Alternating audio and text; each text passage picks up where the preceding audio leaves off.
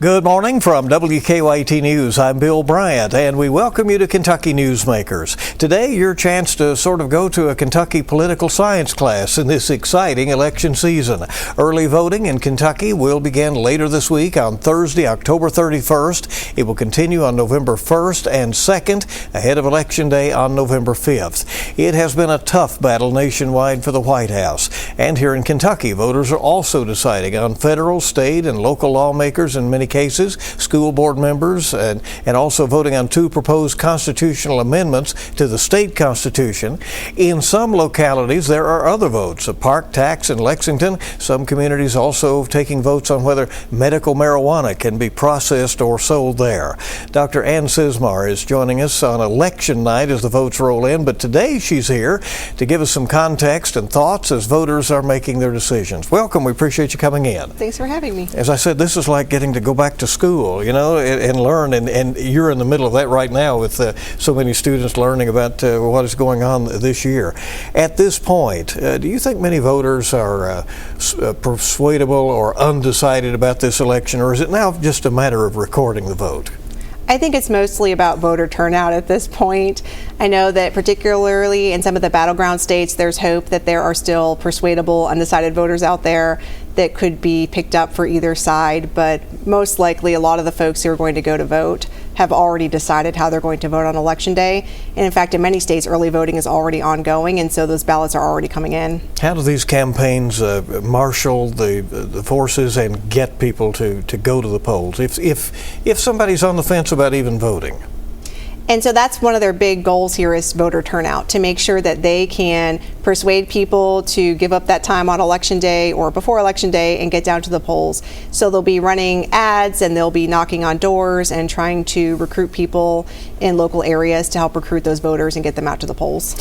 You know, Secretary of State Michael Adams says that we have had record absentee voter requests here in Kentucky. He anticipates heavy early voting and said, and this is a quote from his social media post, "For the love of God, vote early." He's concerned that Election Day itself could be so busy, even here in Kentucky, that it would be a difficult day if people don't show up early. Right, and that was part of the bipartisan effort to try and get people actually to come out early and take advantage of the absentee voting or early voting policies. And so it seems like with the increase in absentee requests that there could be very high voter turnout even in Kentucky on Election Day. So folks who have the ability to go in and do early voting may want to do that so they can avoid the lines on Election Day. I'm still going on Election Day, though. I like to check out the crowd. Well, you can learn a lot, right? You can. Yeah. But, you know, should voters in any way have any reticence about, you know, voting early and having any concern that their vote will count just as much as somebody who goes Election Day? We have a process in place to make sure that those ballots are going to be secured and then counted on Election Day. And so I think voters in Kentucky can feel very confident that if they go and they do early voting, that will in fact be counted on Election Day.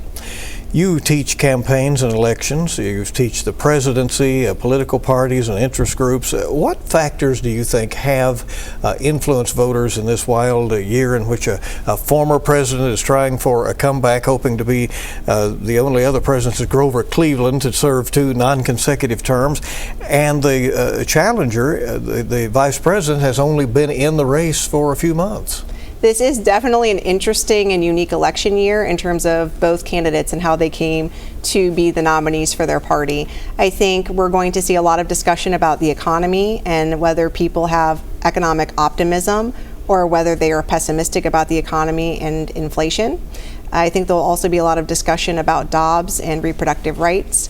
I think there's also a good bit of discussion about the individual candidates for president and whether or not one of them or both of them have the right qualities or characteristics that voters are looking for. And so candidate likability seems to also be playing a key role.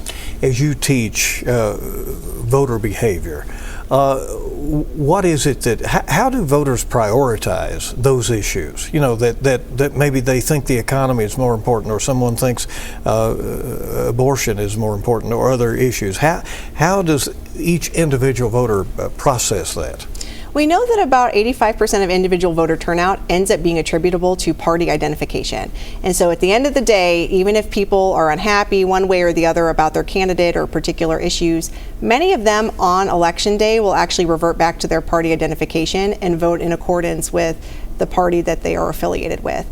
And then within that, we do see that sometimes people will move away from their party based on particular issues at hand, as you mentioned, the economy and abortion being two of the key ones in this election cycle. And so we generally think in political science of the economy being the more critical issue.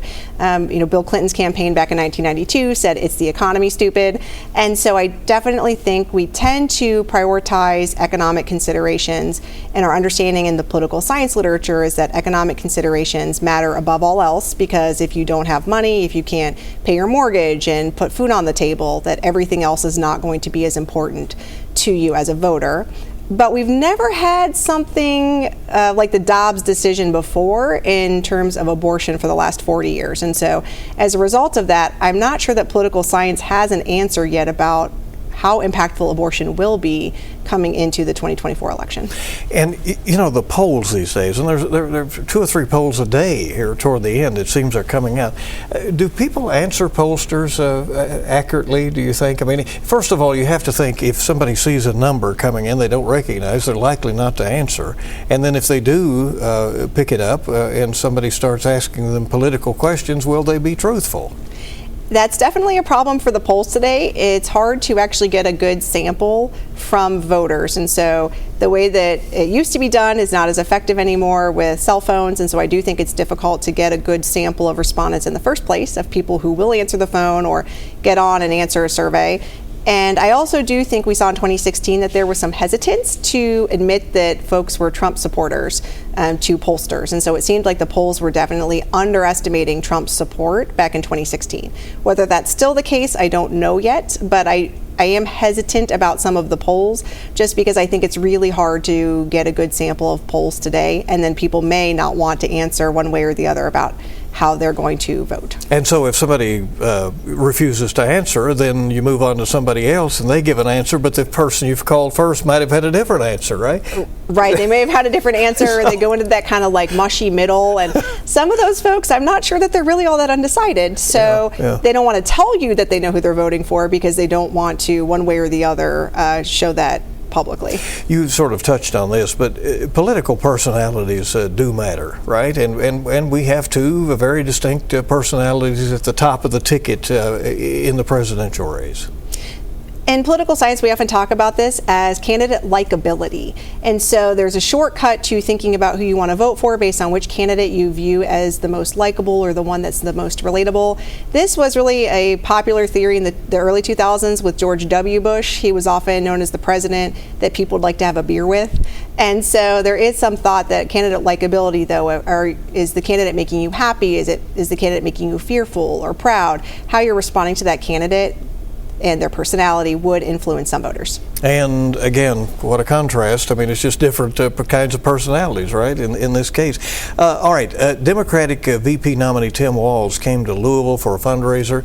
We know that the Republican nominee Donald Trump was in and out of Kentucky at one point, and J.D. Vance that made fundraising trips to Kentucky, but no retail campaigning here.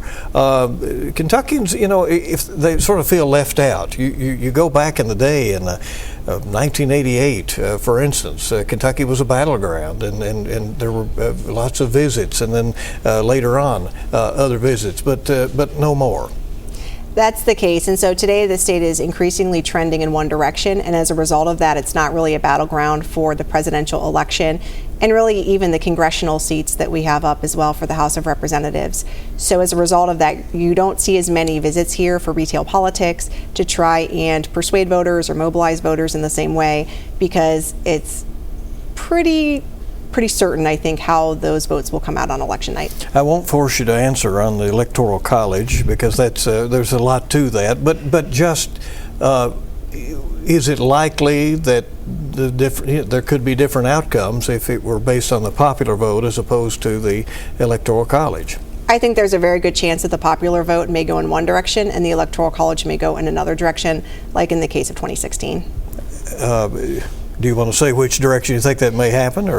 Well, I mean, most likely this would be a case in which Harris would get the popular vote majority and Trump would get the Electoral College vote majority. So it's going to be something to certainly watch closely. As you look at the proposed Kentucky constitutional amendments, there are two of them.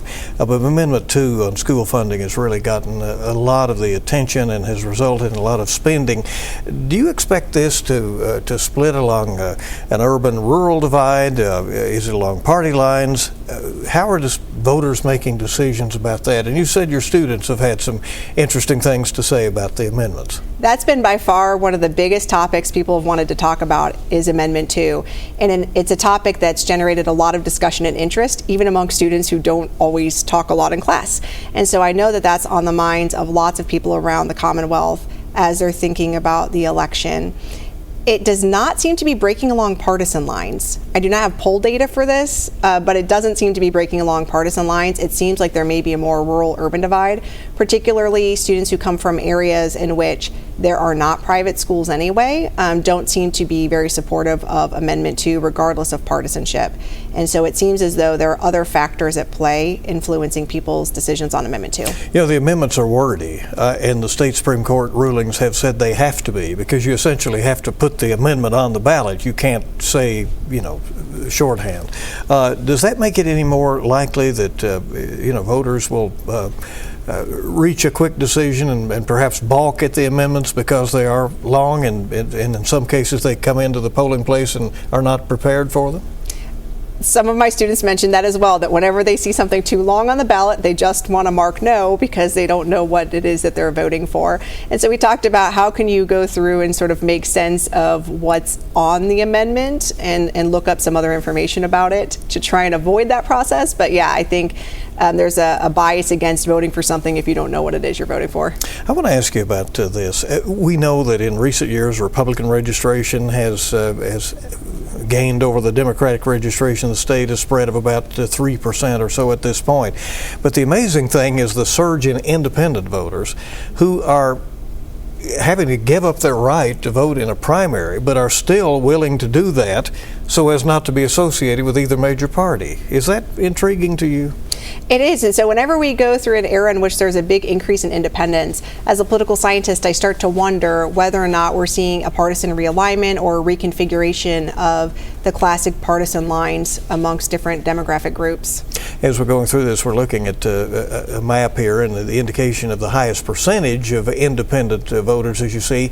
Kenton, Boone, and Campbell counties way up there in northern Kentucky with high rates. Interestingly, Fayette and Madison County in our viewing area also with significant percentages of independent or other voters who don't want to be Republicans or Democrats. I do think that's a potential statement on just what's been happening in politics. There's been a high degree of polarization, and a lot of people have become upset or just kind of disenfranchised, disenchanted with the parties. I want to show you, and again, as you have said, there is crossover, but if you're looking at oftentimes the votes follow the parties.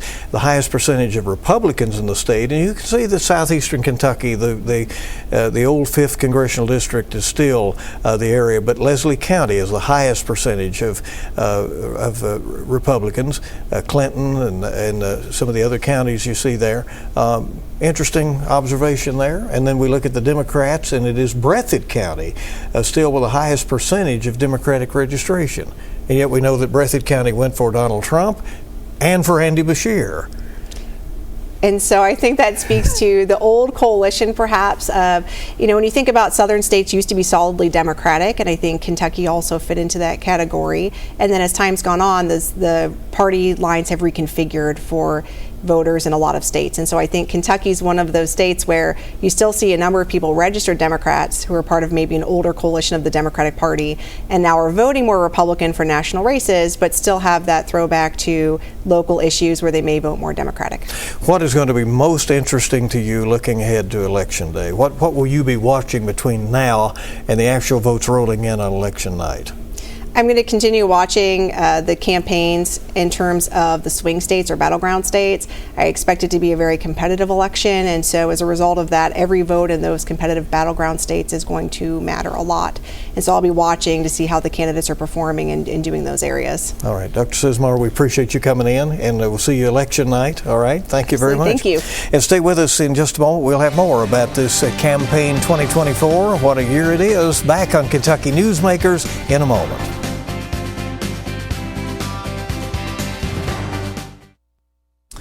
Welcome back to Kentucky Newsmakers as we continue our Campaign 2024 coverage. And now with just over a week until Election Day, we are in the final stretch for candidates and their campaigns.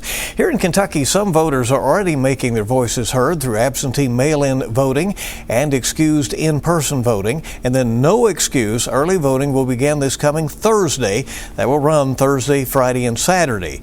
There are some key issues to expect on the ballot this November. Election Day itself, of course, November 5th.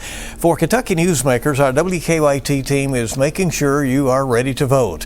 So education is an important topic to Kentucky voters this election. One of the two amendments that could change our state constitution is School Choice Amendment 2. If it passes, it would let the General Assembly give financial support to students outside the public school system. One of our neighbors, Illinois, has tried that in the past. They funded School Choice. They recently revoked their program. WKYT's Kristen Kennedy looks at what Kentucky voters might learn from our neighbors. Kentucky's neighbor to the northwest passed a state law 7 years ago, a tax credit scholarship program.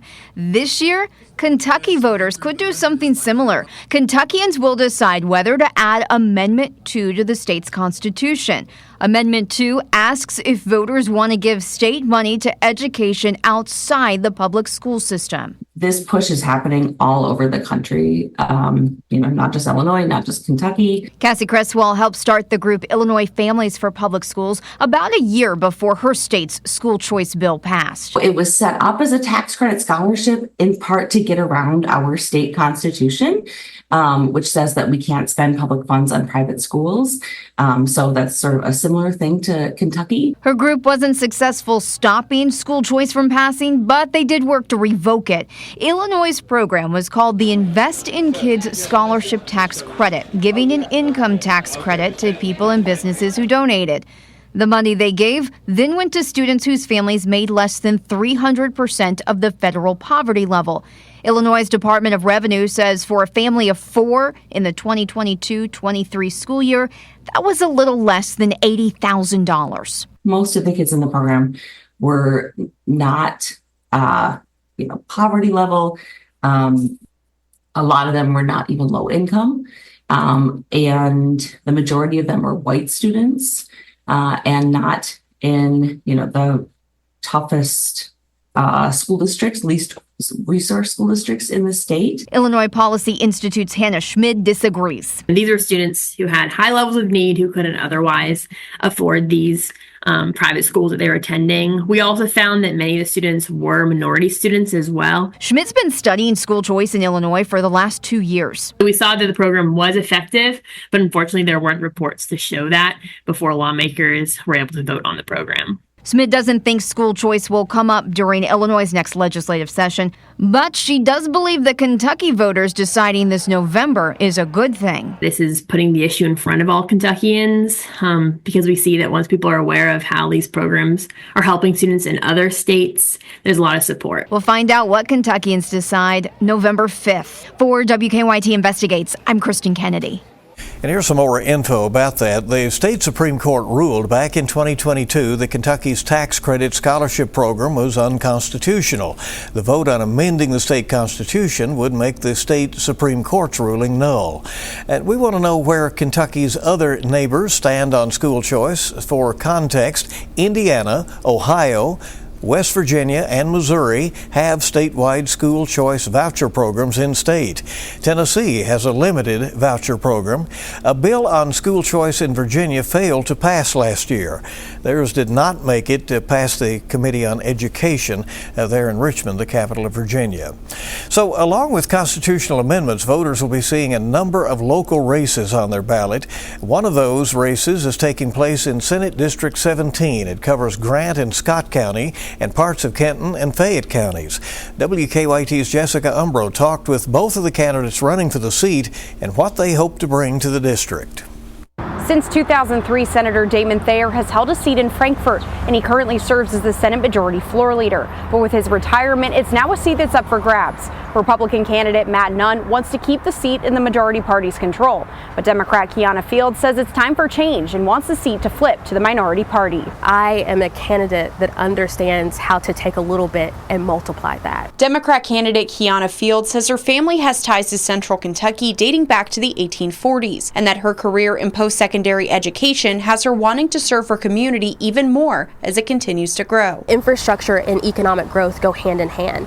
You can't have economic growth if you don't have the infrastructure to support that growth. Fields has been endorsed by the AFL-CIO Union as well as the Kentuckians for the Commonwealth Advocacy Group, with key policy points including expanding access to health care and education. I believe that I am one of those individuals that can lead with common sense, that understands how to continue to show up to the table. I want to do things to ensure that parents in this district feel good about where they're raising their kids. Republican candidate Matt Nunn is a retired Army National Guard officer and small business owner. Experience that he says is at the forefront of a problem solver's approach he'd bring to Frankfort. How can we continue to be fiscally responsible, solve problems in a cost-effective way so that we can keep costs down and not grow the size of government, but also grow the size of the private sector. Nunn's endorsements include Kentucky Right to Life and the NRA's Political Victory Fund, with a platform that includes eliminating the state income tax and supporting law enforcement and first responders. I've learned how to build relationships,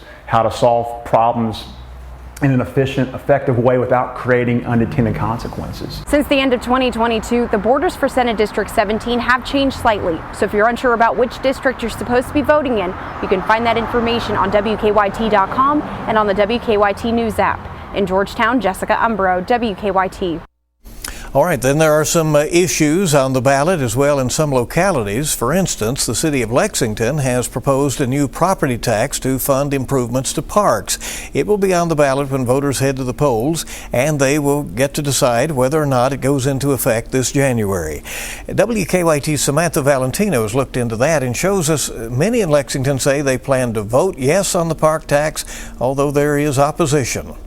Lexington's proposed park tax would amount to an additional 2 1/4 cents per $100 on all real taxable property. Supporters say this is about $53 per year for the average Lexington homeowner. That's fine. I mean, if you spend $80 going to a restaurant, this is something that will benefit the whole community. Susan and Don Hawks say they're planning to vote in favor of the tax too. They walk the Bryant Trail daily along with their dog Sassy. In fact, if it weren't for this trail, they wouldn't have Sassy. She looked at me with her blue eyes and I said, well, if she needs a home, let us know. So we've been blessed with her now for 5 years. The tax will fund capital improvements. It will not pay for Parks and Recreation staff salaries or other operating expenses. We're in favor of it because we enjoy the parks. Just because everyone we've met here today says they're voting yes doesn't mean others won't vote no, while some are weighing their options until the day they submit their ballot. Property taxes have gone up and therefore our property tax bills have all gone up, and it seems like, I don't know about the timing. However, Kem Kitchen says he still plans to vote in favor of the tax.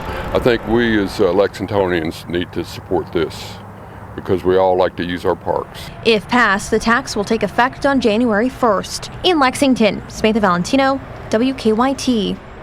And we also heard from the Great Historic Black Neighborhood Associations. They say that they're against the tax, as they say it puts an extra burden on families already struggling to pay for basic necessities. And they went on to say, quote, local government has repeatedly failed to show any signs of equity towards parks in low-income neighborhoods. Why trust them to do it now? We're glad you're with us on WKYT's Kentucky Newsmakers. In just a moment, remembering a Kentucky state senator who died this week. We'll be back and wrap up and let you know something about next week's program in just a moment.